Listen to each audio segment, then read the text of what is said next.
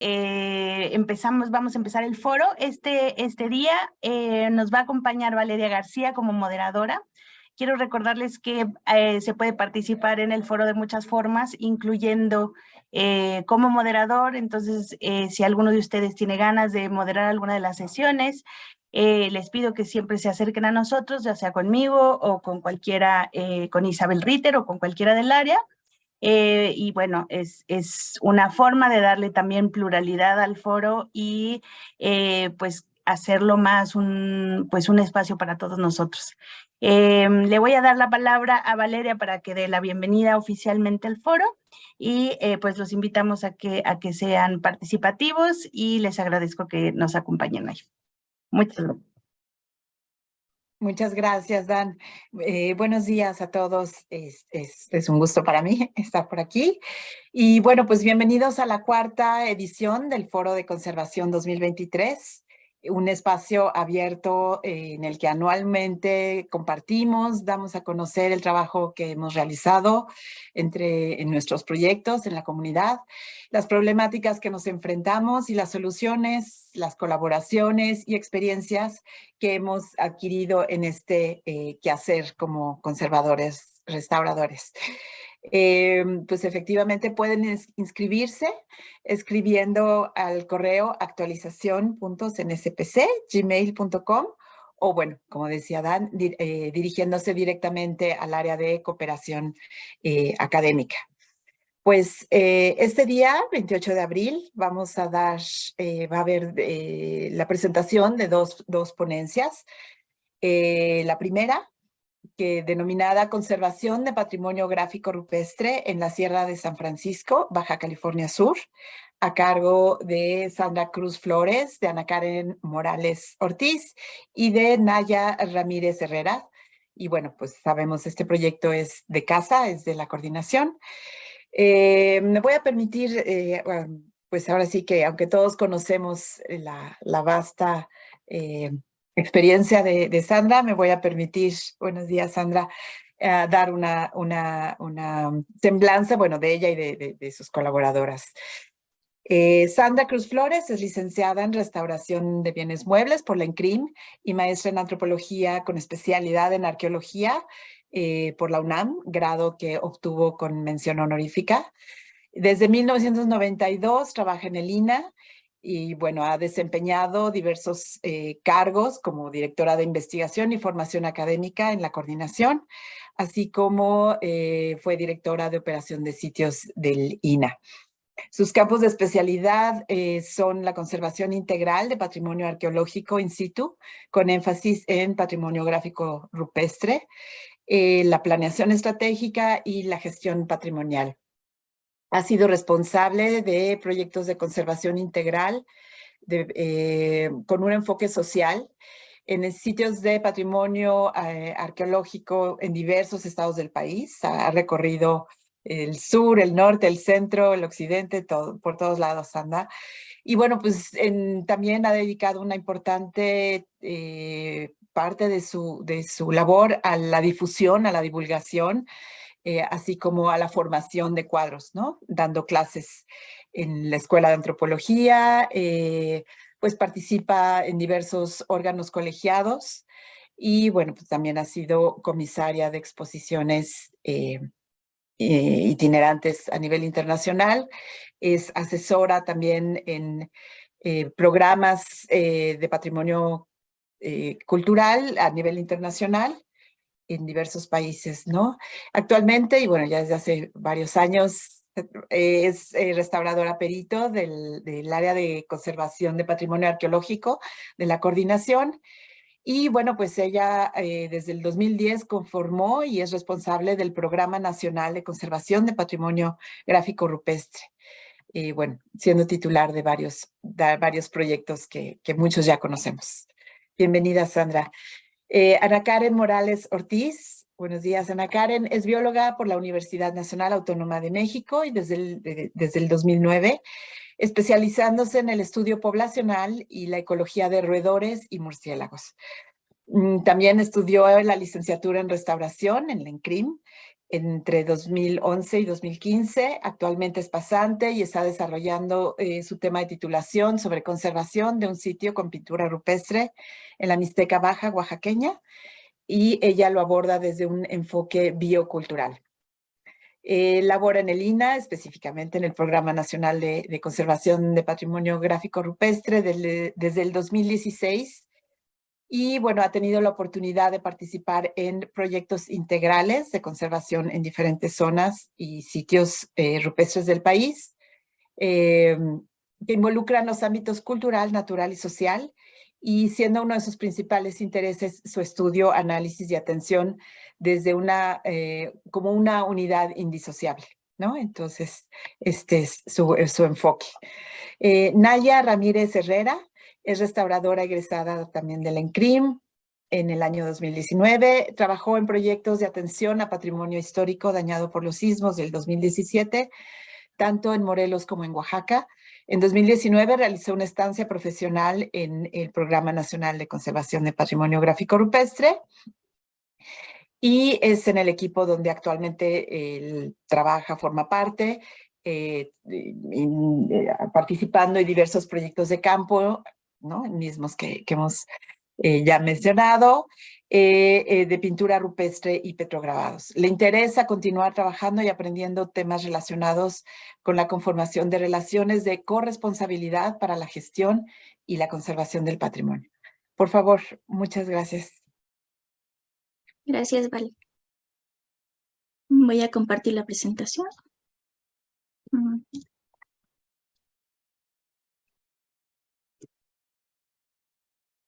Ay, perdón, nada más, antes de que inicien, pues nada más les recordamos que en el chat pueden escribir sus preguntas, sus comentarios, para que al final podamos hacer una ronda de comentarios. Gracias.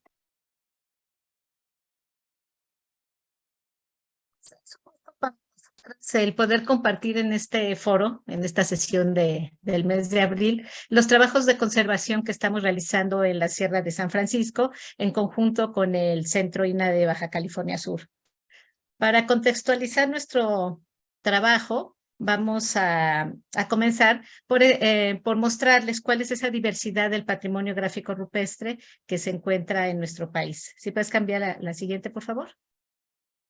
Y aquí, bueno, pues podrán ver que actualmente contamos con 4,194 sitios registrados a lo largo de todo el país. Hay muchísimos más que no han sido registrados aún, y de ellos la gran mayoría se encuentra justo en el estado de Baja California Sur. Podemos ver que hay 664 sitios registrados en este estado, y de todos ellos únicamente hay 2 que son patrimonio mundial, y uno de ellos es la Sierra de San Francisco. La siguiente, por favor.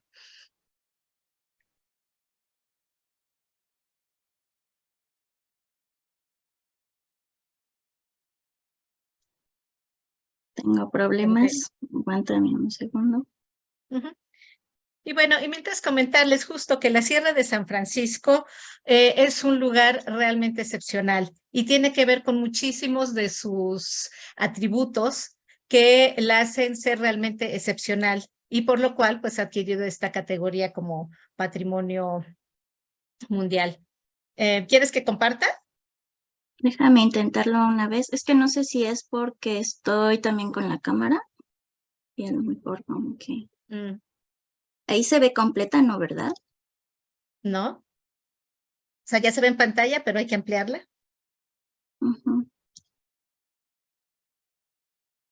Ahí, perfecto. Muy bien. Entonces, como decía, los atributos excepcionales de esta sierra fueron los que llevaron a que en 1993 se declarara como Patrimonio Mundial. Sin embargo, esta zona ya desde el año de 1988 había sido considerada relevante, sobre todo por la cuestión ecológica. Desde ese año se constituyó la Sierra de San Francisco como parte de la Reserva de la Biosfera del Vizcaíno, y las características que implican un área natural protegida de este tipo tiene que ver justo con el hecho de que existe población a su interior, es decir, hay una gran cantidad de ranchos, de poblaciones serranas dispersas en lo que son pues prácticamente 3.600 kilómetros cuadrados de sierra.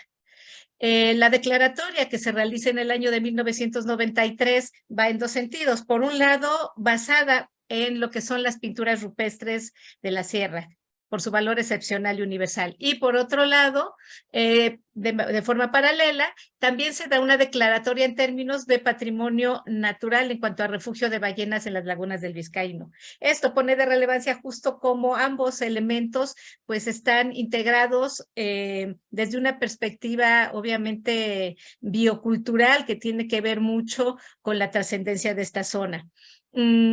Aquí hemos de mencionar que justo la acción de nuestro instituto, del INAH, inicia a principios de 1980, cuando se realiza la primera arqueológica por parte del instituto. Desde ese momento hasta la fecha ha habido una continuidad en la investigación arqueológica y pues los últimos digamos, 30 años, un poco más de 30 años, han estado estos trabajos a cargo de la arqueóloga María de la Luz Gutiérrez, quien inició desde los 80 como parte de los equipos de trabajo de esas primeras exploraciones y que actualmente ella es la responsable de la zona. Estamos viendo en la parte inferior de la pantalla justo algunas fotografías tanto del equipo arqueológico como de los custodios que en ese momento se fueron incorporando.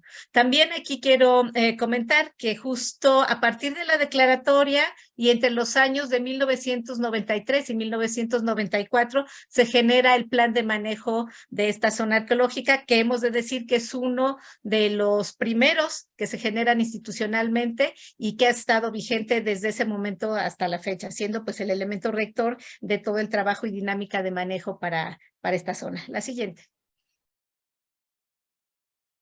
Bien, aquí lo que queremos mostrarles es esa gran cantidad y profusión de sitios con patrimonio gráfico rupestre. Vemos en el lado izquierdo lo que es justo la Sierra de San Francisco, que se encuentra entre la Sierra de San Juan y al sur está la Sierra de Guadalupe. Como ve, la Sierra de Guadalupe tiene también una grandísima cantidad de sitios y en el lado derecho estamos viendo la Sierra de San Francisco, en donde existen más de 300 sitios registrados con evidencia gráfico rupestre. Nos estamos refiriendo a pinturas o a petrograbados y de estos 300 sitios que son visitables en diferentes niveles de visita, únicamente 7 cuentan con infraestructura específica para su protección y para la visita. Me estoy refiriendo a andadores, a cédulas informativas y a elementos de protección para estos sitios. Pero bueno, este es el gran universo de la sierra.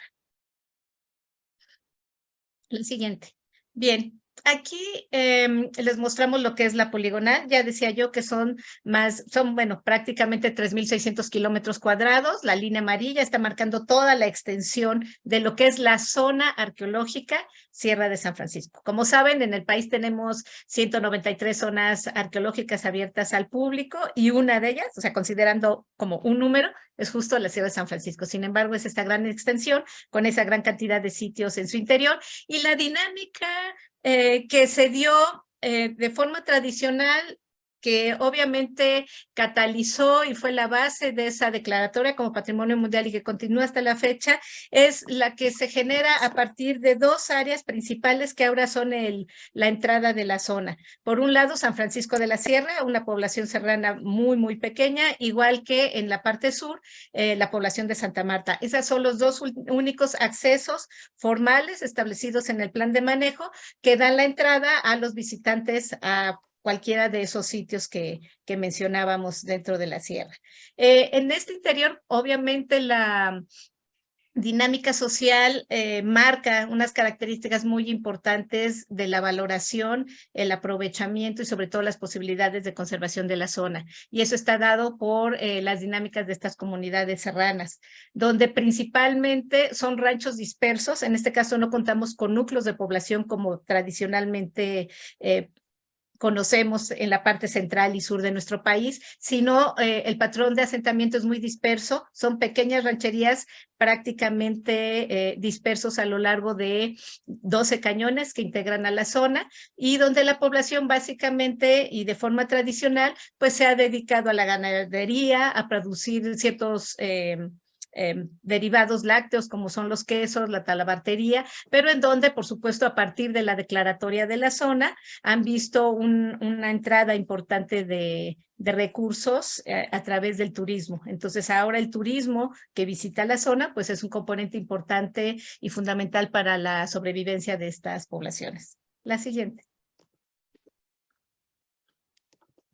Bien, pues todos estos sitios que se encuentran al interior de la sierra están en estos paisajes escénicos. Realmente sí es excepcional este contexto natural, y es un contexto natural que está pues actualmente constituido por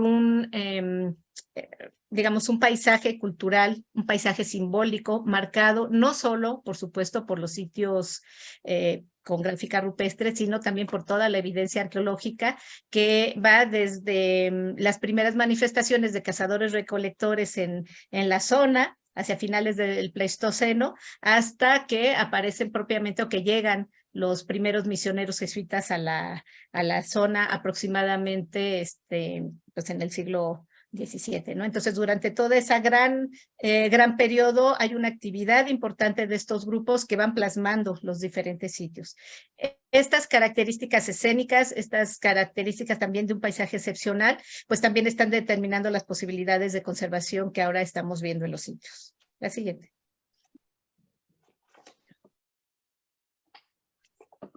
Bien, junto con ello, pues incursionar en la sierra es realmente toda una expedición. Es una experiencia increíble en donde, pues por la lejanía de los sitios, por sus emplazamientos, es necesario en muchos de ellos, en la gran mayoría de ellos, incursionar a lomo de mula, ¿no? Y esto, pues es unos recorridos que llevan, que digo, hemos realizado de, no sé, pueden llegar a 5, 6, hasta 8 horas para podernos trasladar de un sitio a otro. Esto, por un lado, está marcando la necesidad de una logística perfectamente definida, detallada, para poder tener una incursión adecuada dentro de la zona y obviamente de bajo impacto.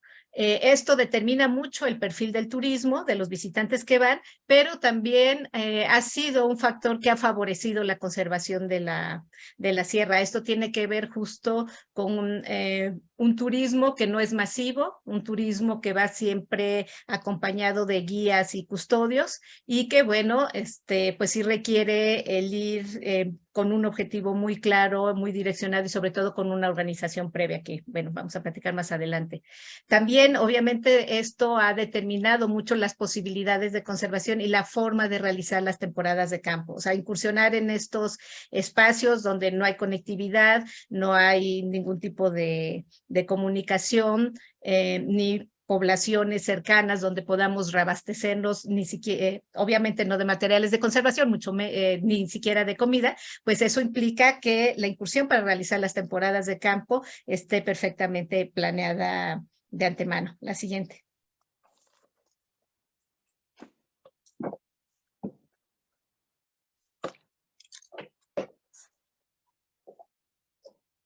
Bueno, es importante mencionar. También es importante mencionar, por supuesto, que la vegetación, lo que es propiamente la cuestión de flora y fauna, se ha mantenido prácticamente íntegra, aunque pues sí ha habido algunas especies que se han especies, digamos, alóctonas que se han incorporado a ese paisaje cultural que mencionamos. Ahora estamos viendo algunos de, digamos, las panorámicas de estos sitios rupestres. Estamos mostrando 6 ejemplos para que vean cómo algunos se encuentran sobre frentes rocosos totalmente expuestos a la intemperie, como es el caso de la Palma de Santa Teresa, que estamos viendo en la parte central. Muchos de ellos corresponden a lo que son abrigos rupestres. Estos abrigos pueden llegar a tener grandes dimensiones, muy, muy grandes dimensiones, como es el caso de la Cueva Pintada, que vemos en el extremo superior izquierdo, que tiene más de 200 metros de longitud, todos con pintura rupestre, que es uno de los sitios emblemáticos de esta zona arqueológica. Y bueno, y varios de los sitios pues se encuentran en abrigos, en nichos, en áreas que pueden estar desde expuestas totalmente a la intemperie, semiexpuestas o bastante resguardadas. La siguiente. todos ellos pues asociados a través de diferentes caminos. Ahora, ¿pero qué es la parte que lleva a que se declare justo Patrimonio Mundial? Pues fue, como comentaba, esta pintura que fue designada con el nombre de estilo Gran Mural.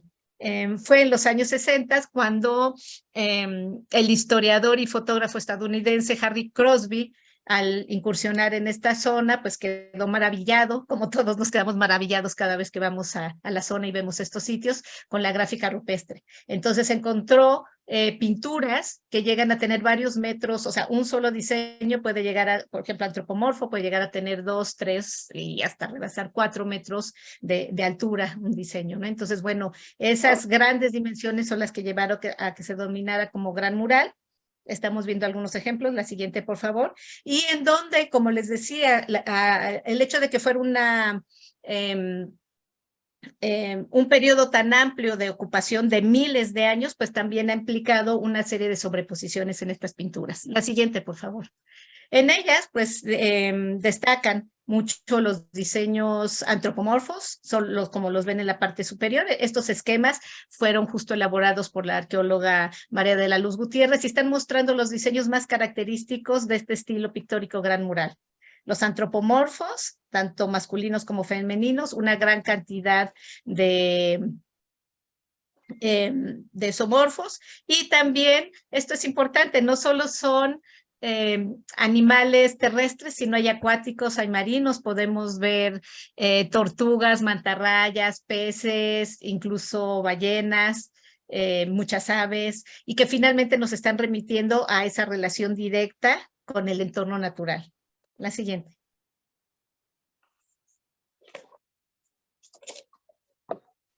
Qué bonito.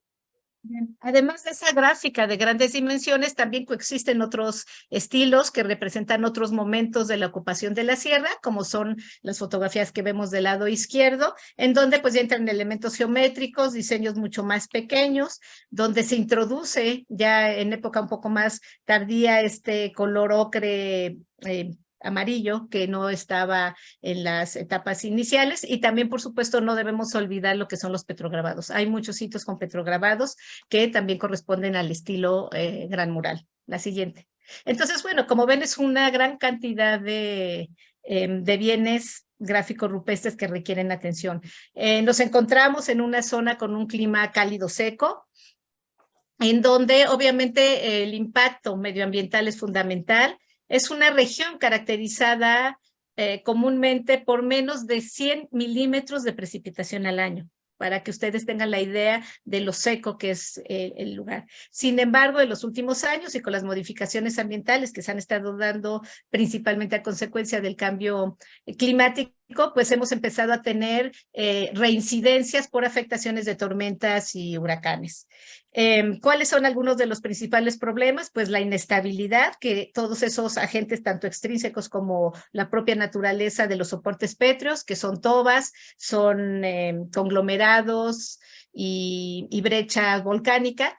Estos soportes, por su propia naturaleza, también presentan diferentes niveles de inestabilidad, y los problemas principales, pues, es justo la exfoliación, la disgregación, el desprendimiento de clastos que se llevan la pintura, como vemos en la parte central, pérdida, obviamente, de soportes pétreos, y todo eso va comprometiendo la estabilidad de las pinturas y su permanencia. La siguiente.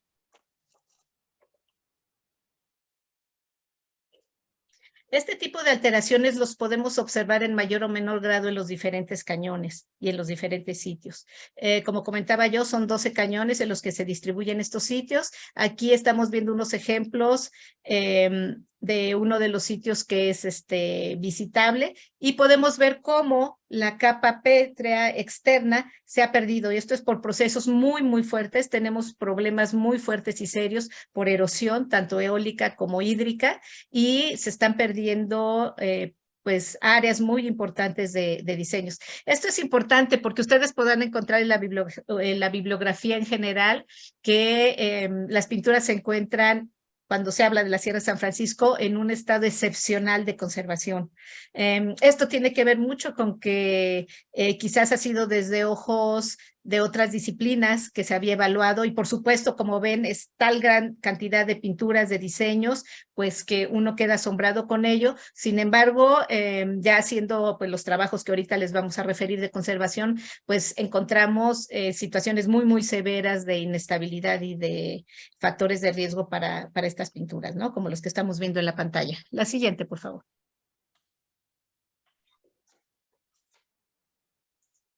Bien, otro de los aspectos que afecta actualmente a las pinturas es también la disminución de su visibilidad.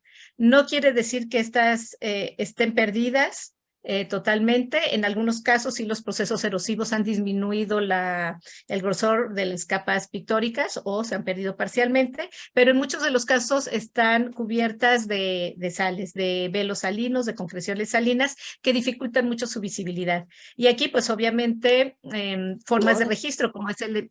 ¿Perdón? Bien, formas de registro como es el empleo del diestrech, que nos permite visualizar de forma digital mucho mejor las pinturas, pues ha sido un elemento importante para nuestros registros. La siguiente.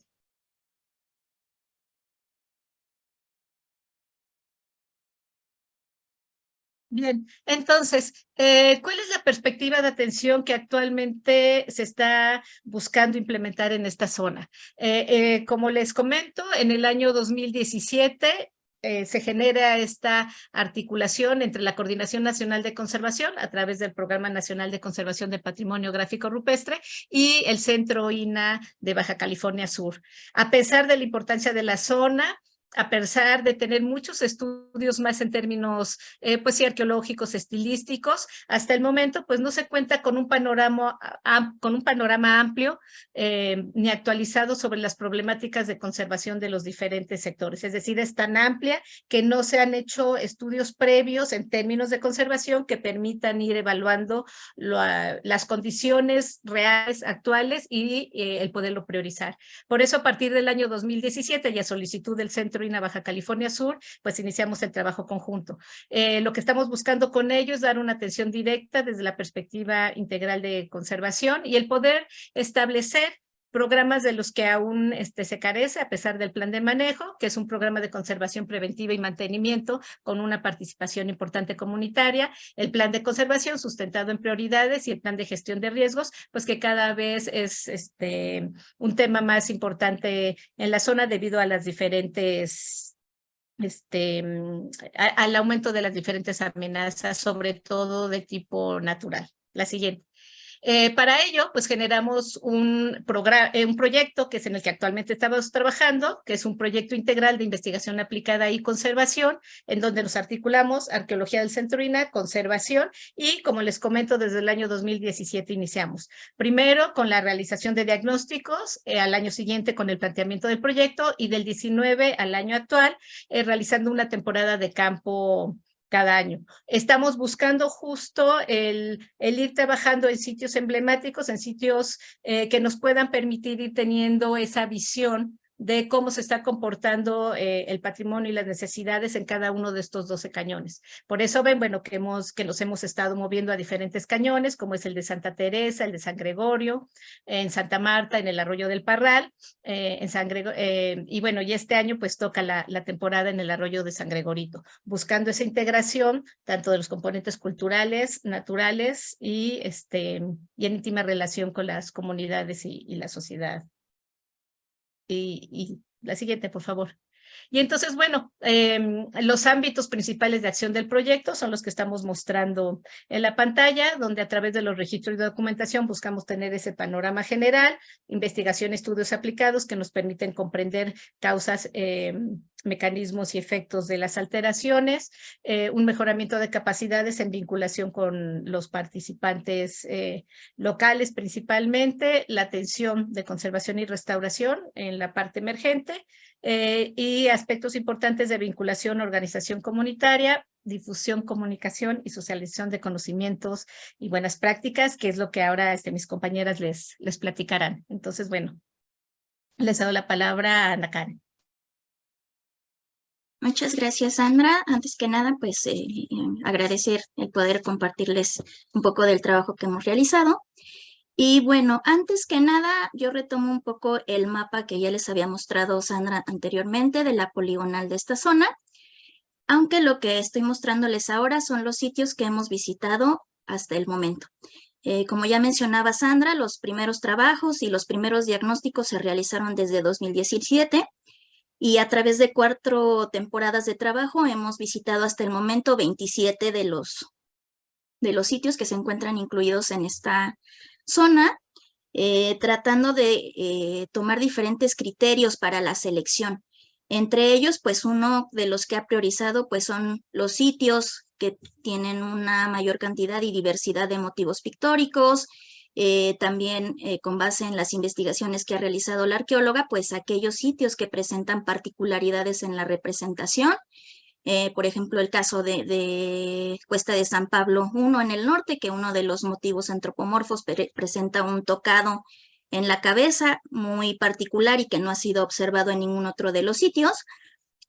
También los sitios que reciben visita pública. De hecho, de los 27 que estoy enlistando, pues los 7 que tienen infraestructura y que son más visitados, pues ya los hemos cubierto o visitado de alguna manera. Pero pues también todos los demás, pues porque incluyen alguna cosa o también por cercanía, ¿no? Hay veces que estamos en una región y sabemos que hay un sitio que a lo mejor está enfrente, cruzando el cañón y que de una vez podemos realizar un diagnóstico. A veces también aprovechamos la cuestión de la distancia, justo por lo que comentaba Sandra, que a veces pues la cuestión logística y de organización, pues debemos eficientarla y aprovecharla al máximo. Entonces, los sitios que hemos visitado, hemos tratado de que estén en las diferentes regiones, en el norte, en el centro y en el sur, para poder ir abarcando, pues por una parte, las diferentes características de los diferentes sitios, así como sus problemáticas específicas y generales. Ay. Esperen, es que no puedo pasarla de repente. Entonces, bueno, entre las actividades prioritarias, digamos, pues una de ellas ha sido el registro y la documentación, que como ya comentaba, pues ha sido importante para poder conocer las características de cada uno de los sitios. Nosotros trabajamos a través de niveles, primero pues conociendo la problemática y las características de los motivos pictóricos, de los abrigos y también inclusive estamos revisando y haciendo revisiones a nivel regional, es decir, la vegetación, la geomorfología, el clima, las condiciones pues contextuales en general, ¿no? O sea, qué tipo por ejemplo, procesos geológicos están incidiendo en los diferentes lugares, si hay fallas, si hay fracturas, si está en la parte alta de un cerro, si está en la parte baja junto al arroyo, o sea, todas esas características son importantes para nosotros, así como también pues identificar a raíz de eso sus problemáticas. Por una parte, por ejemplo, hemos visto que hay sitios que tienen ciertos deterioros en común, hay sitios que tienen problemáticas específicas. Entonces, la idea de todo esto es ir reuniendo la información de todos los sitios. Se van generando productos, en este caso, pues esquemas de ubicación de deterioros, llenado de cédulas, registros fotográficos, lo que a nosotros nos va a ir dando pie para ir organizando toda esa información y finalmente jerarquizando y priorizando. Como ya había comentado Sandra, son a veces tantísimos sitios, quisiéramos poder atenderlos todos al mismo tiempo y con el mismo nivel de atención, pero pues no es posible, ¿no? Tenemos que acotar a veces los recursos, el tiempo y por ende priorizar para poder dar atención a aquello que requiere algo más prioritario o emergente. Entre otros de los registros que se han realizado, pues es la fotogrametría. Del lado izquierdo, lo que observamos es una roca con petrograbados de un sitio que se conoce como la Piedra de Chuy. En este caso, pues la fotogrametría se hizo de manera fija con una cámara, pero bueno, este modelo pues ya nos da muchísima información de cuestión dimensional de los monolitos, las dimensiones, pues todo, ¿no? Es la tipo de problemática que presenta. Y en el caso del lado derecho, pues también se han realizado registros, pero con dron. El sitio que observamos en la pantalla es Cuesta Palmarito, que se encuentra en la sección centro-sur, cerca de Santa Marta. Y pues en este caso lo que se hizo pues fue hacer un paneo primero al exterior para georreferenciar bien el lugar, porque para nosotros es muy importante que todos los modelos estén bien ubicados cartográficamente. Y posteriormente el especialista hizo un paneo al interior para el caso de todos los paneles, con motivos, y hacer los registros lo más completo posibles. Aquí les estoy mostrando el ejemplo de un sitio que son las flechas, como se llama la Cueva de las Flechas. En la parte superior, pues es el ortomosaico.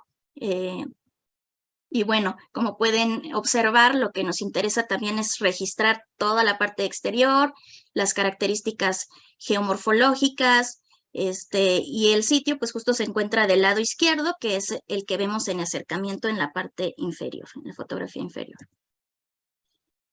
Por otra parte, y pues también retomando este enfoque integral, pues también la investigación y los estudios aplicados a la conservación, pues se han realizado de esa manera. En este caso, lo primero que voy a mencionar es el monitoreo de las condiciones medioambientales.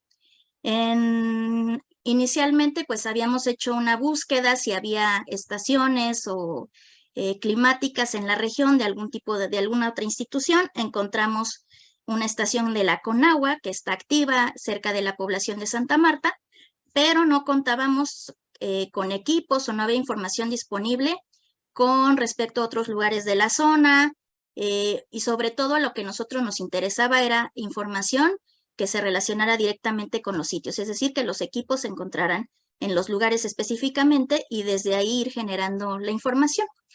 Entonces, lo que se ha hecho desde 2019 también ha sido la colocación de equipos de monitoreo, específicamente Data Loggers Hobo.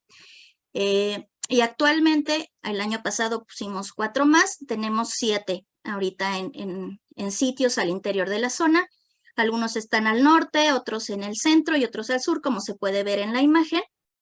Y pues la idea es ir generando una red de información, la cual pueda ser comparable.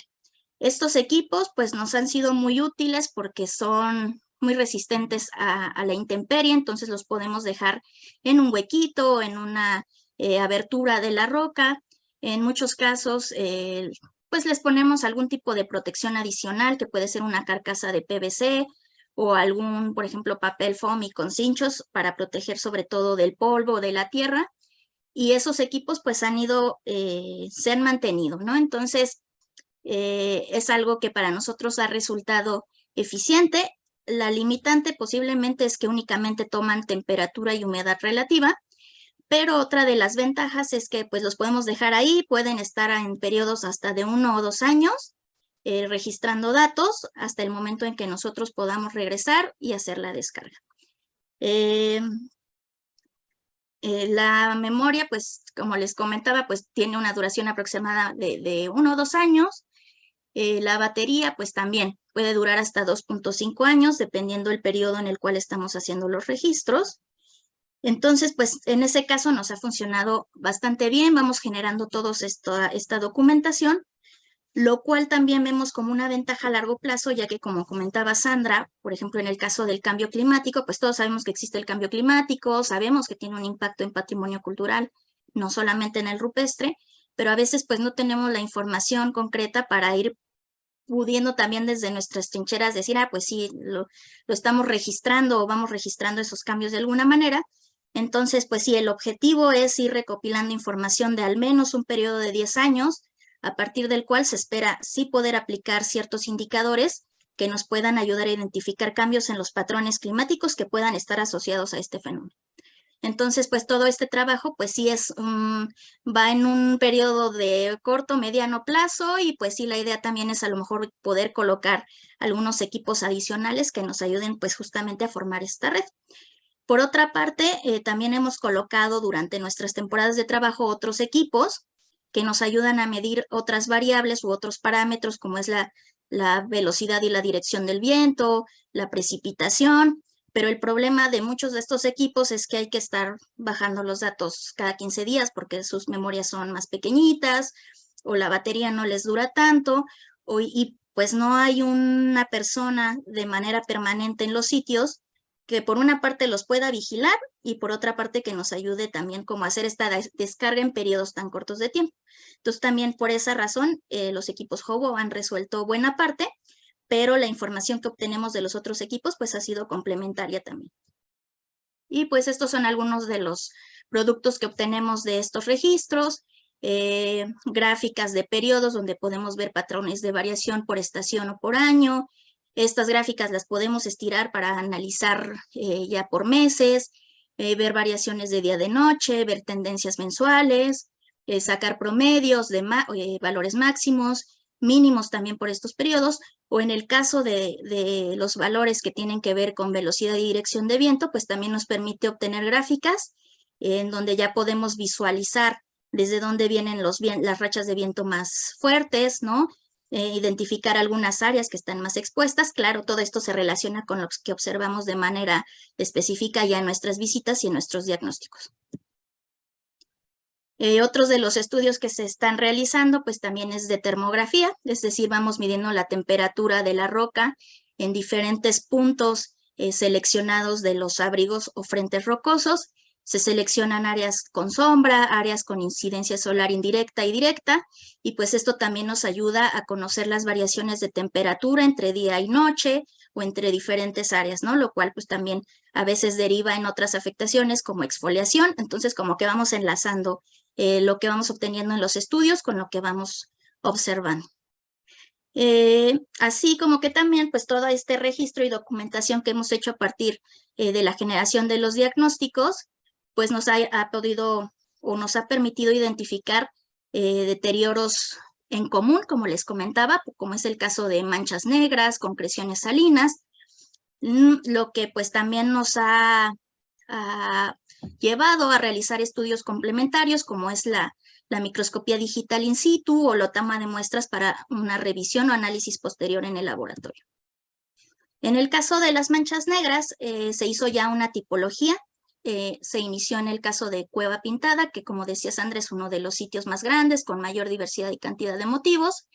Estas manchas están relacionadas con diferentes orígenes. Hay algunas que están asociadas completamente a presencia de escurrimientos hídricos, lo que favorece la formación de colonias de microorganismos y pues también la presencia de concreciones salinas. Otras, como las que estamos viendo en la fotografía de la parte superior de la pantalla, posiblemente tienen un origen orgánico, pero más bien asociado, por ejemplo, a colonias de murciélagos y a la deposición de orina, excretas, e inclusive de grasita de sus glándulas sebáceas que se va acumulando a través del tiempo, ¿no? Entonces observamos ya ciertas características, ciertos patrones, los cuales se van repitiendo en diferentes sitios y entonces pues va confirmando de cierta forma esta tipología. En el caso de las manchas, pues lo que hemos hecho por una parte es caracterizarlas y por otra darle seguimiento a partir del llenado de ciertas cédulas, del registro fotográfico, de la toma de dimensiones, con la idea de detectar cambios, ya sea en tamaño, en coloración o alguna otra cosa que pueda incidir. También se han realizado, en este caso, pruebas de limpieza Ana en Karen, las diferentes manchas. Ajá. perdón que te interrumpa. Ya tenemos que ir cerrando un poco para la Ok. siguiente participación. Disculpa. Sí, bueno, pasa rápido. Bueno, aquí pueden ver algunas también concreciones salinas a las cuales se está dando seguimiento. En el caso del estudio sobre amenazas, vulnerabilidades y riesgos también en el sitio, es algo que empezamos también como un estudio bibliográfico, sin embargo, pues ya se han ido concretando algunas cosas a partir, por ejemplo, de la definición de cuencas para los sitios, identificando riesgos, por ejemplo, por erosión hídrica o por riesgo por inundación. En el caso de mejoramiento de capacidades, se ha trabajado principalmente con los custodios, asesorándolos y trabajando con ellos para el funcionamiento de ciertos equipos, la asignación de ciertas labores de mantenimiento o de conservación preventiva en las áreas. Y pues también en el caso de las acciones de conservación y restauración, como ya comentaba, pues han tenido que jerarquizarse o priorizarse dependiendo de las necesidades de los diferentes sitios. Estas se han realizado de manera puntual y muy específica, pues para poder abarcar aquellas que realmente pues lo requieren o lo necesitan, ¿no? Entonces, bueno, aquí hay algunas labores de limpieza, de estabilización de soporte pétreo, en este caso pues por aplicación de consolidante o aplicación de ribetes. Y bueno, aquí unas áreas donde fueron estabilizadas. Y ahora le doy la palabra a Ana. Ok. En el ámbito de difusión y comunicación, también de la socialización del conocimiento, esto va aplicado no solamente a los visitantes que vienen de fuera de la sierra, sino incluso a personas que habitan ahí dentro y con las que ha sido posible pues estar directamente en los sitios o tener pues alguna conversación fuera de ellos, ¿no? Pero acerca de los sitios. Entonces, pues bueno, se han dado explicaciones respecto a lo que nosotros conocemos con nuestra visión de conservadores, pues resultados de las investigaciones arqueológicas que ha desarrollado la doctora María de la Luz Gutiérrez. Y pues también se han generado otros productos que entran dentro de este ámbito con el objetivo de poder brindar información a los visitantes, principalmente de los que vienen de fuera. Para poder ingresar a la sierra hay 2 módulos de información y registro, uno que se encuentra propiamente fuera de la sierra, en la población de San Ignacio. En la misión, justamente, es donde está, es la imagen en la esquina superior derecha, pues justamente se generan varios materiales para poder mejorar la presentación de las oficinas. Se han generado banners, estos carteles con información a la que se puede acceder a partir de códigos QR, con la intención de que se pueda extender un poco más, ¿no? Esta difusión, pero también está al alcance de las personas en ese momento como recursos impresos. Son las imágenes que aparecen en la parte inferior. E igualmente se han generado esquemas con información sobre los sitios que es posible visitar dentro de la sierra. Esta misma información está disponible también en otro módulo ubicado en la Sierra de San Francisco, en el poblado de San Francisco de la Sierra. En cuanto a la vinculación y educación patrimonial, pues se ha trabajado con los habitantes de la sierra, con las comunidades de San Francisco de la Sierra y Santa Marta. Se ha convocado a los pobladores de los diferentes ranchos que se distribuyen a partir de estas 2 comunidades principales o 2 sedes principales, digamos. Lo que estamos viendo ahorita es de San Francisco de la Sierra. Justamente ahí se convocó a jóvenes de la comunidad en donde se habló acerca de la importancia de los sitios, se preguntó acerca de todo el conocimiento que ellos tienen respecto a ellos, respecto a la historia de la sierra, a la historia de sus ranchos. Ha sido también, bueno, el objetivo de estas actividades ha sido también el actualizar a las personas respecto a a la importancia de la conservación de este patrimonio y la forma Naya, en la que ellos pueden participar. disculpa, Naya, me da muchísima pena interrumpirte, pero tenemos que cortar porque nuestros siguientes ponentes tienen el tiempo, tienen un compromiso y tenemos que dar paso. Claro, no hay problema. Gracias. Sí, disculpa. No te preocupes. Perdón, bueno, es un tema, ¿no? Efectivamente muy vasto. Si quieren, a lo mejor en las conclusiones, al cierre podemos retomar algunos aspectos. Muchísimas gracias. Bueno, pues vamos a dar paso. Me da mucha pena haber interrumpido, pero tenemos que dar paso a nuestra segunda participación, la siguiente ponencia, cuyo título es Recuperaciones diversas ante el proceso de desastre, un libro multidisciplinario. Nuestros ponentes en este caso son David Torres, de la coordinación, y Daniel Rodríguez Velázquez.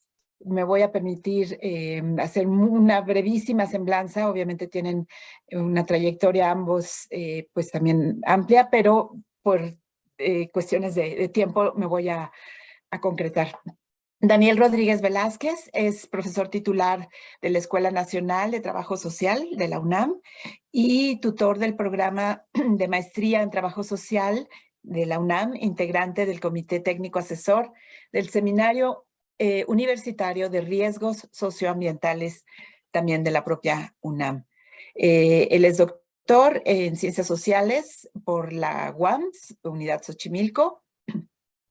Y bueno, ha sido pionero en la investigación social de las relaciones sociedad-desastres en México. Y bueno, pues como comentó, tiene una amplia trayectoria con el tema, ¿no?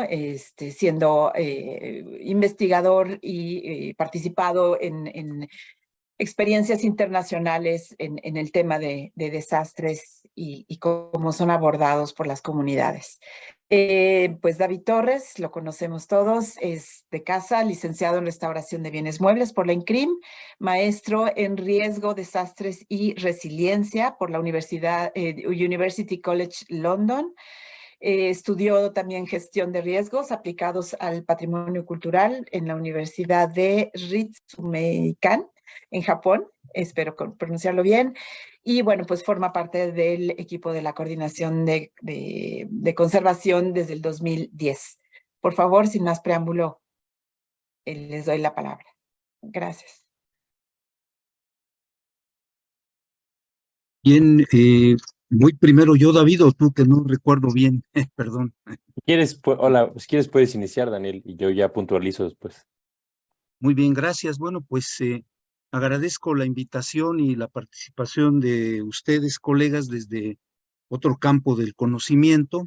Y bien, pues este libro que ya se refirió, quiero comentar un poco de la historia y su estructura general, porque pues, tiene una relación importante con la mesa del día de hoy, incluso de lo que expusieron las colegas. Retomo algunas ideas de las experiencias y los planteamientos. Ese trabajo técnico y de acompañamiento e intercambio con las comunidades es importante. Esto también es algo que subyace en este libro. El registro, análisis de información en campo, en fin, documental, todo ese trabajo arduo que es tan importante para pues conocer la realidad y generar propuestas. Y entonces, pues el libro en cuestión, que ahí está la portada, es un libro electrónico, por cierto, hay que señalarlo. Fue una idea que se tomó ahí en el Seminario Universitario de Riesgos Socioambientales de buscar mayor accesibilidad al conocimiento, a la literatura que se genera. Inicialmente hubo una pregunta que nos hicimos, ¿verdad? Antes de convocar a otros colegas, incluido David, ¿cómo vamos a diferenciar ya un planteamiento sobre recuperación que no se restringiera a la idea de reconstrucción física, con carácter financiero sobre todo, y de alcances inmediatos en la mayor parte de los casos? Pues se pensó entonces, bueno, la recuperación es mucho más compleja que la reconstrucción física, por un lado, pero a su vez hay diferentes tipos. En la convocatoria inicial de este libro, además de los temas que voy a señalar brevemente, habíamos pensado que participaran colegas que hablaran desde la perspectiva de las mujeres, ¿verdad? Tanto por la problemática con un enfoque feminista, también lo que tenía que ver con territorio, economía y medio ambiente, que es una dimensión que requiere también pues un trabajo importante. Sin embargo, en ambos casos no hubo posibilidad por diferentes ocupaciones. Entonces, en este andar también se convocó simultáneamente a quien trabajara lo relacionado con desplazamiento forzado interno, también con los derechos de las personas adultas mayores, como se les denomina también, y también lo relacionado, por otra parte, con las intervenciones psicosociales, la problemática psicosocial, emocional. Por ahí aparece el índice. Y por último, el capítulo de la aproximación a la recuperación del patrimonio cultural, donde participa precisamente David Torres. Entonces, pues lo fuimos configurando y hubo talleres de discusión. de intercambio, de acercamiento de posturas teóricas, metodológicas. Digamos, fue un intento interdisciplinario, que sabemos es complicado muchas veces lograr generar productos y conocimiento interdisciplinario. Entonces, pues fue multidisciplinario, fue en línea, también hay que señalarlo, nos tocó iniciar el libro pues prácticamente cuando todavía la crisis relacionada con COVID-19 estaba en un nivel muy fuerte en el país y en el mundo.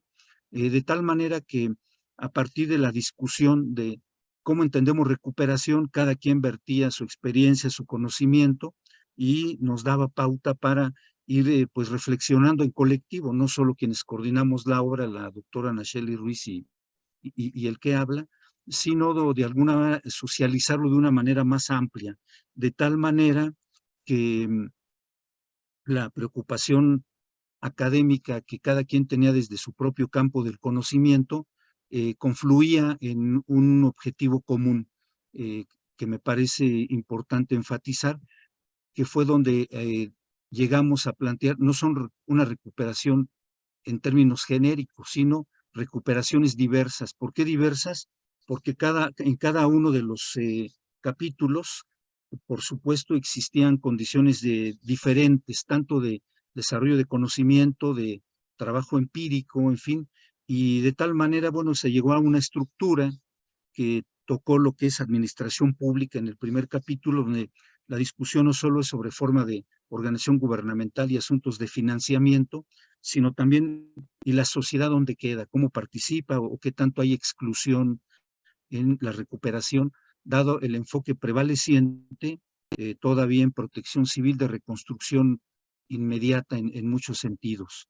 Y esto pues heredó, de alguna manera hay que decirlo, que a partir del los sismos de septiembre de 1985, hubo una orientación muy marcada institucionalmente a reconstrucción habitacional y de infraestructura. Por otro lado, también se planteó lo de desplazamiento forzado interno, dado de que a nivel internacional hay discusiones importantes, lo mismo que en el resto de los capítulos, que en México en la literatura existente hasta hace un tiempo muy reciente, menos de 2 años, encontramos poca información que fuera tocando estas problemáticas. Y predomina el concepto, el término de damnificado, que denota sobre todo pérdida de vivienda, pero todo el conjunto de situaciones que atañen a vivienda, educación, el lugar de residencia habitual, en fin, que se genera un desplazamiento que se denomina forzado, dado de que no es una acción voluntaria tenerse que alejar, ¿verdad? También en cuanto a las personas adultas mayores, se discutió lo mismo que en el caso anterior, pero con mucho énfasis acá, que la vulnerabilidad tradicionalmente pensada por atributos de las personas, por condiciones socioeconómicas, no era suficiente para comprender la realidad, porque hay procesos de vulnerabilización. Quiere decir de que las condiciones de desigualdad, de mayor propensión a riesgo, ¿verdad?, de desastre, no venía dado solamente por edad, sexo, en fin, condición de ingreso. Entonces, en este capítulo se plantea y se recupera, entre otros aspectos también, la experiencia de las personas que han vivido muchos años y que no se consideran suficientemente ni en diseño de política ni en modalidades de gestión incluso social y comunitaria en algunos casos. El siguiente capítulo trata sobre las intervenciones psicosociales, en el cual pues se enfrentó el desafío de que, por ejemplo, en la materia de intervención y auxilio en protección civil, la dimensión emocional es muy poco atendida y prácticamente no hay orientaciones de política. Incluso en algún momento el gobierno federal no entendió una propuesta que se hacía incluso desde varias instituciones académicas y de gobierno de generar una propuesta a nivel de una norma oficial que contribuyera en la materia. Entonces ahí los autores pues analizan y van planteando diversos aspectos, dimensiones de esta problemática y por qué es materia de política pública. por último, bueno, ahí seré más breve en la descripción de la aproximación a la recuperación del patrimonio cultural que va a exponer David, pero sí algunos antecedentes que me parece importante. Cuando ocurre los sismos del 85, que son el referente más cercano a la memoria académica en México, parte de la afectación en Ciudad de México fue el llamado centro histórico. 3 años antes se había decretado los perímetros A y B, ¿verdad?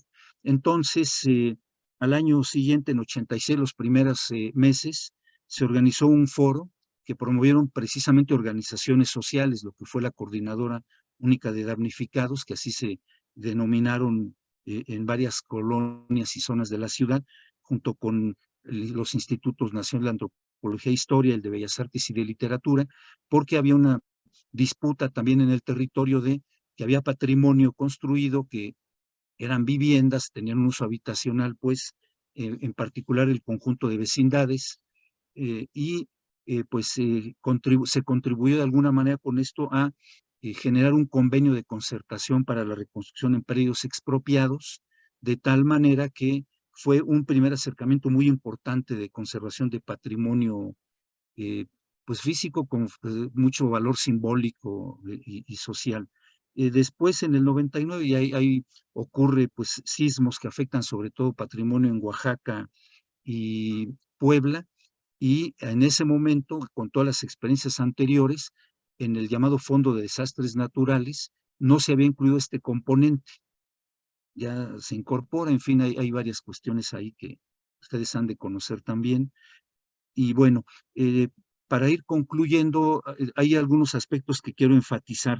En este libro se plantea la importancia de un enfoque de derechos, no solo verlo como un problema que atañe a amenazas naturales, sobre todo, que es donde está lo que se ha discutido más en términos de algunos académicos en el ámbito institucional y de configuración de políticas, sino pensar en las víctimas también como sujetos, pero sujetos de derecho, no únicamente en la idea esta que caracteriza a beneficiarios, ¿no?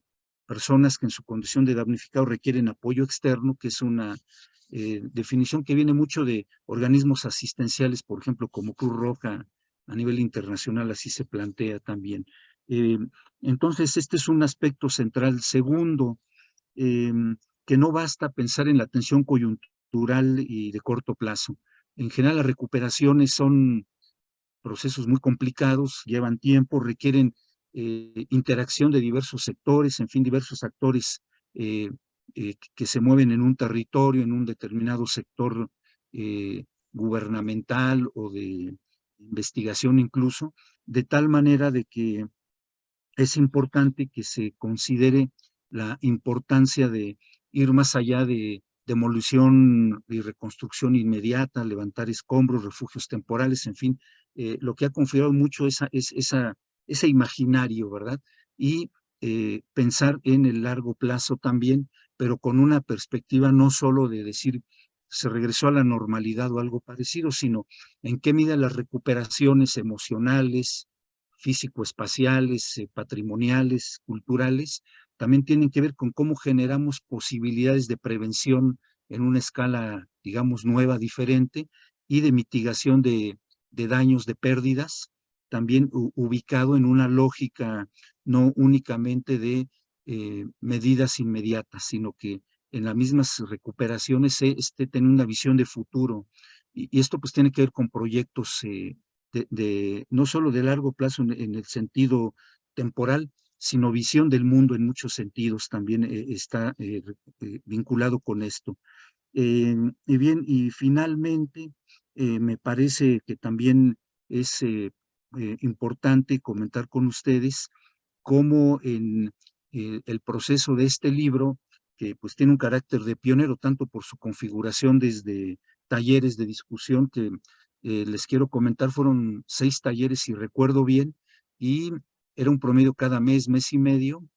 Algunos se nos fue un poco más largo, 2 meses, pero implicó pues discusiones muy importantes, porque de alguna manera no se trataba de generar un glosario de términos para que en cada capítulo hubiera algo así como uniformidad, sino que comprendiéramos todos a partir de este intercambio, ¿verdad? Un avance en cierto modo interdisciplinario, que la conceptualización que hubiese o que hay ya en este momento, pues ya publicado el libro, denotara que precisamente es posible avanzar, construir conocimiento, pues tratando de ir más allá de lo que son nuestras adscripciones, nuestras experiencias acumuladas, en fin, lo que tiene que ver con nuestra propia historia académica, personal y de vinculación social, de tal manera que pudiéramos ofrecer también a la sociedad, en fin, a la comunidad también académica, una propuesta, un resultado que motivara tanto a repensar, a organizar formas de trabajo en su caso también y vinculación con la sociedad, por supuesto, para que se sentaran o se contribuyeran, no únicamente a sentar bases como si fuera el único intento, sino a sentar bases para proyectos similares. Y yo con eso terminaría. Bueno, pues se contó con el apoyo de la Secretaría de Desarrollo Institucional de la UNAM, por supuesto, que es a donde están adscritos los seminarios universitarios como este de riesgo socioambiental.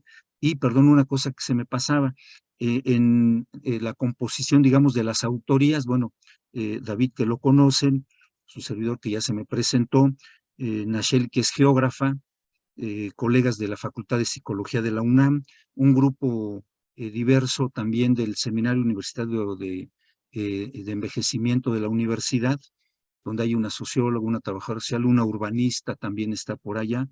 Y bueno, pues finalmente hubo un colega historiador que hace un capítulo, digamos, de corolario, ¿no? Que ya es más bien es retomar parte de la discusión y él expone algunos de sus propios argumentos. Entonces, con eso termino. Muchas gracias nuevamente por la invitación y pues estaremos atentos a comentarios y de todo lo que surja acá. Gracias. Muchas gracias, Daniel. Pues primero me quiero dar un minutito nada más para agradecer también tu participación acá en el foro, porque a mí me parece que justo normalmente pues nos manejamos entre nosotros como restauradores conservadores, invitados, presentamos nuestros proyectos y me parecía muy interesante pues no solamente presentar este libro a la comunidad, sino también que viniera uno de ustedes, que en este caso Nacheli nos manda saludos, pero no pudo estar, pero agradezco muchísimo que tú sí, porque es una visión muy diferente, ¿no? Muy diferente. A mí me parecía eso una de las cosas más enriquecedoras de este libro. Yo solo quiero ser muy breve, a muchos de los puntos ya los mencionó Daniel, sobre todo en temas de multidisciplina y de este intercambio de ideas entre especialistas de diferentes áreas. Me pareció un proceso sumamente enriquecedor y que para mí representó al principio un reto también,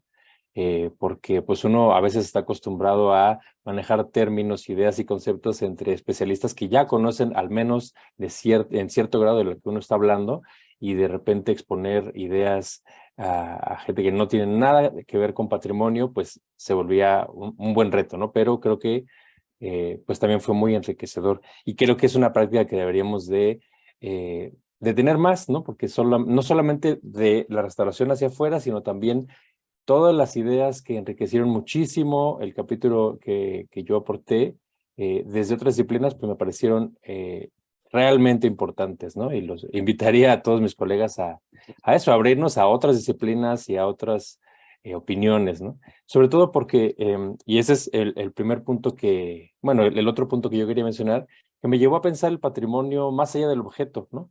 Todas estas discusiones, más allá de la recuperación bueno, se le rompió el brazo, se cayó el techo y hay que restaurarlo, que por supuesto que es fundamental, pero entender que el patrimonio está inserto en una comunidad y que no solamente importa su materialidad, sino también pues la función que tiene para esta comunidad, cómo se inserta en la dinámica social de cada lugar, qué relación tiene, por ejemplo, con diferentes grupos o vamos a llamarlos segmentos poblacionales, es decir, no es la misma relación que se mantiene entre personas de edad avanzada o niños o jóvenes, no es la misma la relación que mantienen las mujeres y los hombres con su propio patrimonio, discapacidades, diferentes aspectos de la vulnerabilidad, digamos, las personas que son desplazadas, qué relación tienen con el patrimonio que dejan, digamos, de manera obligatoria y qué patrimonio se pueden llevar con ellos en este desplazamiento. Todo esto me enriqueció muchísimo y me abrió un panorama muy vasto, digamos, del entender del patrimonio. Entender también que también el patrimonio tiene cierta vigencia, ¿no? Y a pesar de que tiene cierta fluidez, digamos, la concepción que cada comunidad rural, no rural, tiene de su propio patrimonio y esta movilidad que permite a veces, bueno, adaptarse, no sé si la iglesia se cerró, si la imagen está dañada, bueno, adaptarse para suplir esas funciones que tiene la comunidad, pues estas también tienen cierta vigencia, ¿no? Y entonces, ¿cómo el patrimonio lo concebimos desde los especialistas? Pues también tiene que incluir eso, ¿no? Que no siempre los tiempos o, digamos, la forma de trabajar del instituto no se apega realmente a la necesidad o al funcionamiento que tienen las comunidades en su vida cotidiana. Desde las categorías de diferenciación de patrimonio, edificio, bueno, bienes muebles, inmuebles, etcétera. Y por supuesto, en una lógica desde nuestro punto de vista, en donde decimos, bueno, si no se trabaja el edificio, no podemos trabajar, por ejemplo, los bienes muebles, ¿no? Que desde nuestro punto de vista tiene toda la lógica del mundo, pero en las comunidades no siempre es así, ¿no? Y esto se discutió muchísimo en los grupos, lo presenté y se enriqueció muchísimo con la opinión de los colegas que también escribieron, pues justo desde el punto de vista de los adultos mayores, de los discapacitados, de los desplazados, etcétera, ¿no? Finalmente, bueno, ya no quiero ser reiterativo en el tema de la multidisciplina que ya abordamos, pero sí quiero invitarlos ya para cerrar. Derivado de todo este trabajo, bueno, aparte de otros proyectos que están por ahí empezando a dibujarse, pues se abrió un curso que seguramente muchos de ustedes habrán recibido por correo, en donde pues el curso básicamente aborda los temas que tenemos presentados en este libro y, si no me equivoco, todos los autores, Daniel me corregirá, todos los autores, bueno, estarán ahí participando. Cada capítulo, bueno, se convirtió en una especie de módulo, ¿no? En donde, bueno, la idea es pues abordar estos temas de la recuperación transversal, multidisciplinaria y sobre todo, como decía Daniel, que me parece esencial desde el punto de vista de derechos y no desde el punto de vista de la víctima damnificada, ¿no? Incluyendo, vamos a decirlo así, el patrimonio damnificado, sino con un enfoque en las personas y no en las pérdidas materiales como tal. Los invito a que se inscriban. Es gratuito, será, si no me equivoco, de manera presencial, ahí en las instalaciones del Instituto de Geografía. Si alguien quiere saber más, por favor, escríbame. Yo le puedo enviar la información si es que no la tiene. Y bueno, pues esperemos que les interese echarle un ojo al libro. También se los puedo enviar por correo si gustan echarle una ojeada. La verdad es que como decía Daniel, y no es por el guayabazo, pero me parece que es un libro sumamente diferente a lo que se ha escrito hasta ahora en temas de recuperación en México. Entonces, bueno, esperemos que les resulte interesante y que aporte a su quehacer. Y pues nada más, si hay algún comentario antes de cerrar, pues bienvenido y estamos acá a la orden. Muchísimas gracias y de nuevo, Daniel, gracias por participar acá y por el espacio también en el foro. Muchas gracias, Daniel y David. Efectivamente, bueno, pues acabamos ahorita en tiempo. Muchas gracias. Y tenemos un espacio, ¿no? Para preguntas, para comentarios. Si quieren abrir su micrófono o solicitar la palabra. Yo, en dado caso, si no, pasaré a comentar algunos. También les invito a Sandra, Ana Karen y Naya, que si quieren abrir sus cámaras o bueno, dependiendo de su internet, porque luego, ¿no? se nos colapsa, pero pues para abrir, ¿no? Aquí a lo mejor un espacio de comentarios.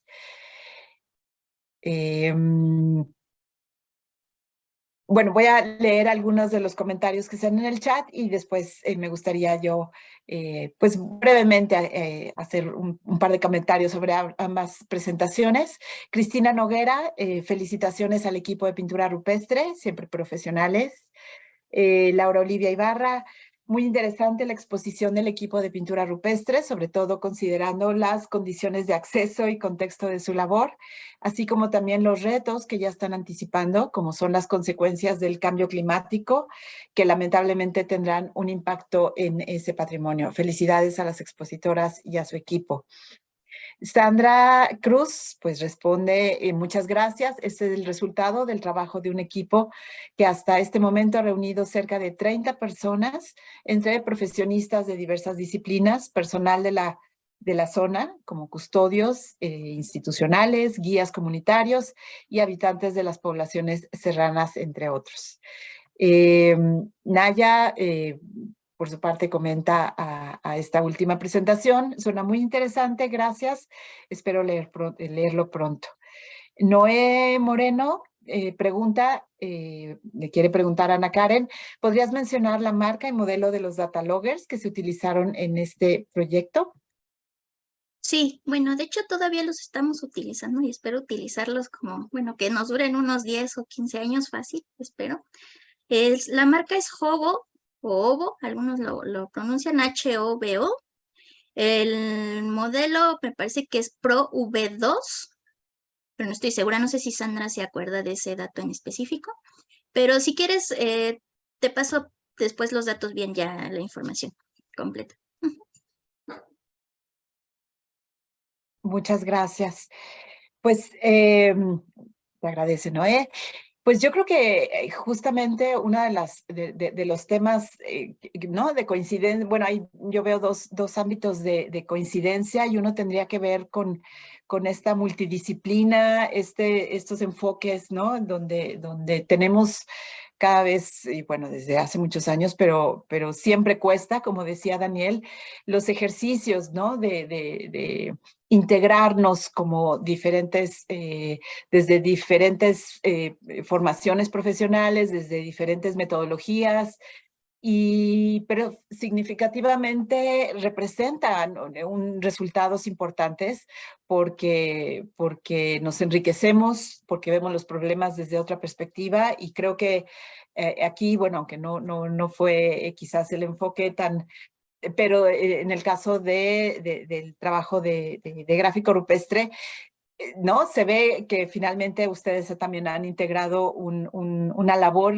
interdisciplinaria con arqueólogos, con geógrafos, con biólogos, el mismo equipo está integrado. Y lo mismo con los custodios, con las comunidades, ¿no? Finalmente se ha integrado en la metodología que han abordado, pues esta interacción tan valiosa, ¿no? Y por otro lado, el tema del desastre, ¿no? Que el cambio climático, porque bueno, también pues vemos con preocupante, bueno, vemos con preocupación que cada vez serán más constantes los efectos pues de los desastres y de cómo ir anticipando, integrando equipos y en ese sentido este libro creo que nos da vocabulario, nos da metodología, nos da experiencias importantes para abordarlo, ¿no? Como profesionales de la conservación y sensibilizando en diferentes temas, ¿no? Sandra, yo quería de alguna manera, no sé si es preguntar, pero quizás, ¿cómo transitan en el equipo entre esta escala regional, ¿no? De toda la sierra, en este caso de San Francisco, a la microestructura de la capa pictórica, ¿no? O sea, creo que hay como, es muy complejo esta preocupación desde lo macro hasta lo micro, ¿no? Entonces, no sé si podrías, cómo han ido ustedes, cómo se va priorizando los temas, ¿no? Cuándo abordar los ámbitos, por ejemplo, normativos, los grupos de trabajo en los que también han, porque también son aspectos que van a dar una protección en otro sentido, ¿no? Y la otra parte, la investigación micro. No sé si nos podías compartir algo de esta. Pues una parte importante del planteamiento del trabajo que estamos realizando es considerar los diferentes niveles de entrada. O sea, tenemos, como bien dices, este nivel macro, que en este caso es el de zona arqueológica, y por eso para nosotros es importante mencionar que estamos hablando de una zona arqueológica con una poligonal inmensa, ¿no? Es una gran zona que tiene más de 300 sitios adentro. Entonces, bueno, este nivel de zona muchas veces se nutre justo de las posibilidades de contar, por ejemplo, en el caso que creo que hoy nos une con la presentación de David y Daniel, en el caso, digamos, de los riesgos y los desastres potenciales, ¿no? Y en ese nivel nos nutrimos de mucha información a nivel, digamos, municipal, para poder hacer, digamos, un estimado de cuál es ese, justo lo que yo decía, esa posibilidad de contar con un panorama general de la zona. Estamos basándonos en esto que nosotros denominamos, pues, los sitios, digamos, emblemáticos y prioritarios. Es decir, tenemos una zona con 12 cañones, estamos seleccionando los sitios prioritarios, perdón, prioritarios en los cañones que nos puedan dar una idea de cómo se distribuyen las necesidades de conservación a lo largo de todo ese espacio. Y en los sitios específicos que se trabaja, es donde podemos desarrollar una investigación muy puntual. Aquí lo más complejo es la forma en poder transitar de ese nivel, digamos, municipal y de región, que es donde justo las bases de datos, la información, los estudios relacionados con gestión de riesgos están centrados, y pasar al nivel micro de los sitios, que es justo lo que estamos nosotros aportando como INAH. Es decir, y eso, bueno, quizás David y Daniel lo puedan comentar más ampliamente, pero toda la información que tenemos, o la grandísima cantidad de información que tenemos, va por un lado enfocado a las áreas con poblaciones. Nuestros sitios rupestres están fuera de esas áreas de grandes núcleos de población. Entonces, bueno, la gestión de riesgos se ha enfocado mucho hacia las poblaciones y a una visión municipal.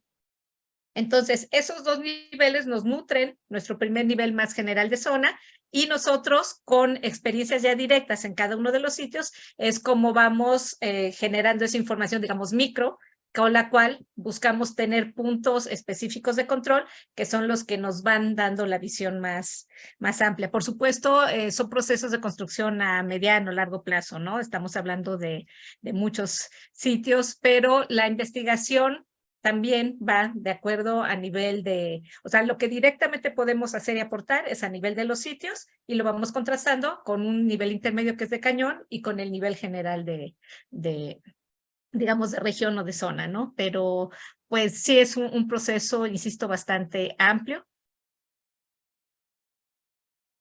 Y pues en eso andamos. Muchísimas gracias, Sandra. Pues sí, espérame, creo que ya David hizo favor también de poner el vínculo en el chat para poder descargar el libro. Así es que si les interesa, de una vez, porque luego creo que se pierde en la sesión, o luego dirigirse directamente con David. Pues David, no sé si quieran comentar algo. Daniel, también un poco en este sentido que comenta Sandra,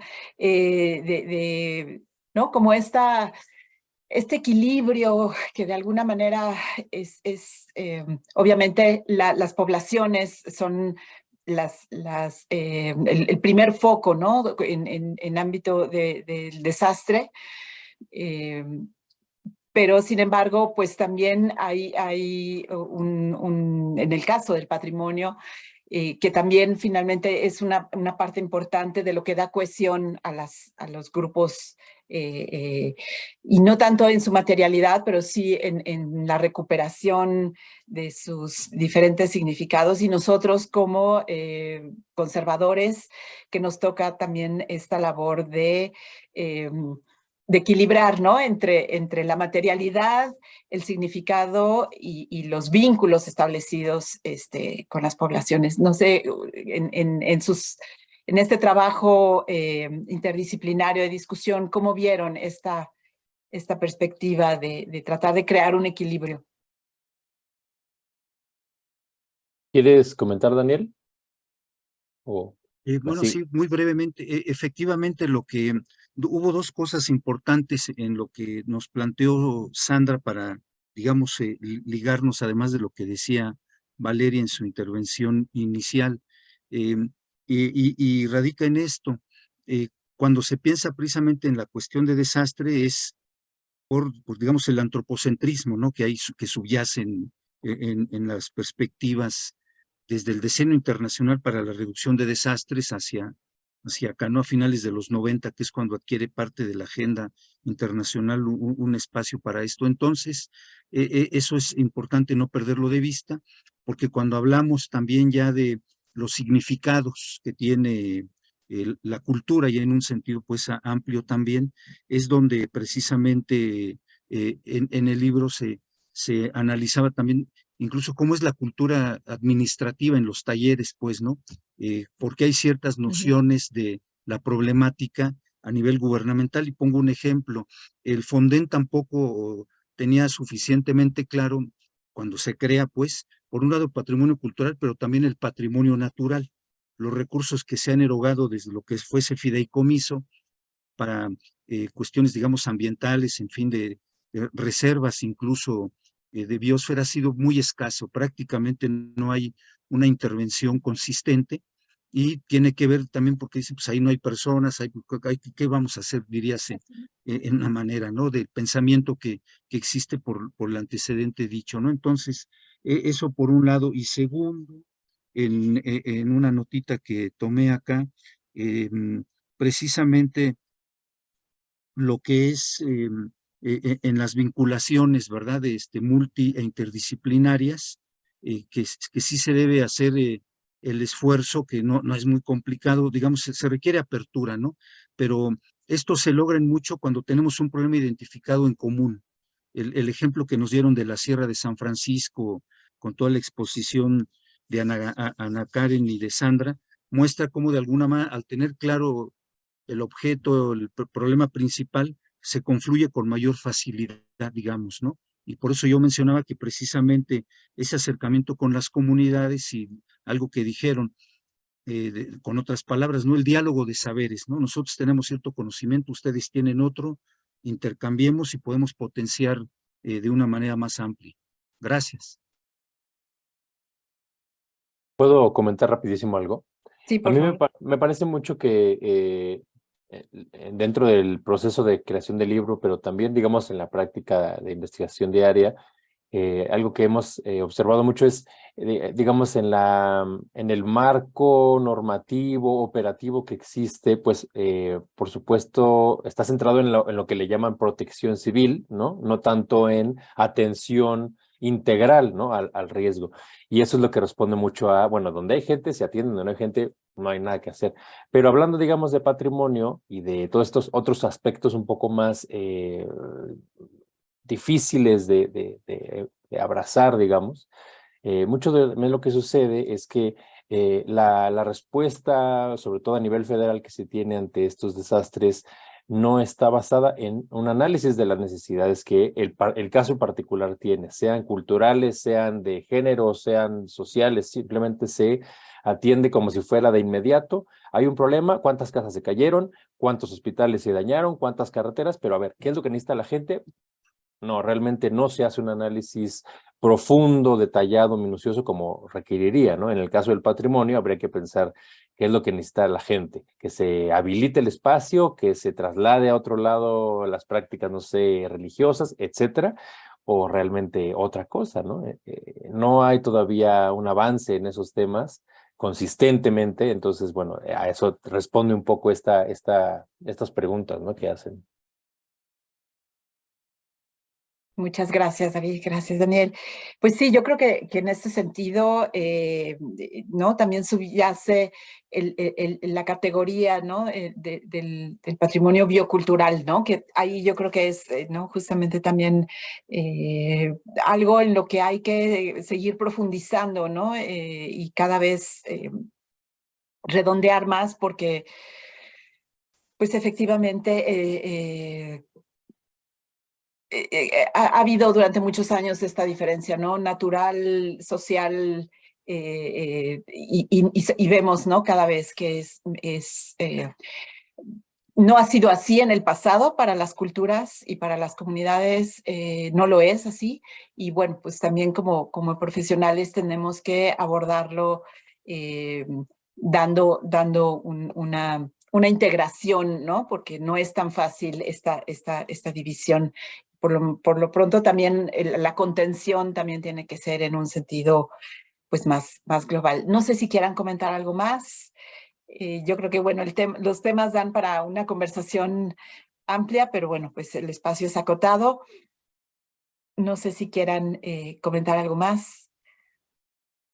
Sí, muy Daniel, por rapidito, favor. sobre las escalas que nos decía Sandra, se me estaba pasando. De hecho, lograr esa, digamos, articulación, primero, ahora sí que en el intelecto y luego en campo de micro y macro, que también es una preocupación que dijiste, Valeria, pues implica que precisamente es cuando estamos tratando de innovar y reconstruir metodologías, conceptualizaciones, porque no podemos aplicar una escala regional de manera, digamos, plana hacia niveles incluso comunitarios, además de los sitios propiamente como se expuso ahora rupestre y todo esto, porque no hay paralelismo como para hacer ese manejo, ¿verdad? Tiene que haber una cierta precaución metodológica y pues nada más enfatizar eso y que es un logro muy afortunado que también hay que felicitar el que nos presentaron las colegas de cómo van procesando para llegar a cierto tipo de conclusiones y de resultados. Gracias nuevamente por la invitación. Muchas gracias, Daniel. Efectivamente, pues muchas gracias. Bueno, pues quiero yo agradecerles sus presentaciones, porque bueno, pues también es un esfuerzo importante por difundir y por, ¿no? Finalmente exponer sus experiencias que nos alimentan a todos. Así es que quisiera yo agradecer y bueno, pues también invitar a quienes están participando como oyentes. También, ¿no? Si quieren exponer sus trabajos, pues ya lo saben. Y bueno, pues visitar también la página web donde también de la coordinación, que es conservacion.ina.gov.mx y por favor, seguir a través de las redes sociales de Facebook e Instagram las páginas de la coordinación, ¿no? Porque continuamente se están también haciendo, exponiendo algunos de estos proyectos. Y bueno, pues sin más, agradezco muchísimo a nombre de la coordinación su participación y tanto como ponentes como oyentes. Muchas gracias y bueno, pues terminamos por el día de hoy. Gracias, hasta luego. Gracias. Hasta pronto, buen Gracias, día. Vale. Gracias a Luego, todos. muchas Buen gracias. día. Buen día. Gracias. Buen día. Naya, ya se nos fue. Buen día, que estén bien. Gracias.